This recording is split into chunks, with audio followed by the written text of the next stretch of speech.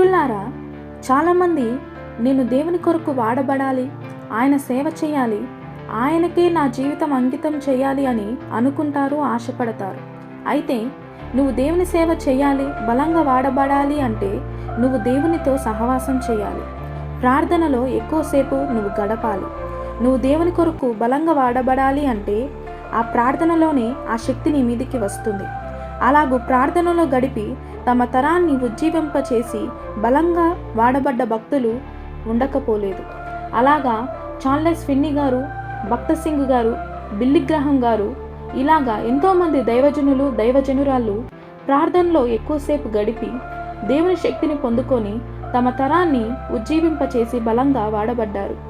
అలాగే నువ్వు కూడా నీ తరాన్ని, నీ సమాజాన్ని ఉజ్జీవింప చేయాలని ఆశపడుతున్నావా? అయితే ప్రార్థనలో గడుపు. నీకు సమయం దొరికినప్పుడల్లా ఆ సమయాన్ని పోనివ్వక ప్రార్థనలో గడుపు. దేవుని శక్తిని పొందుకో, దేవుని సహాయము తీసుకో. ఈ మాటలు నీలో కార్య సాధనము చేయునుగాక. ఆమేన్.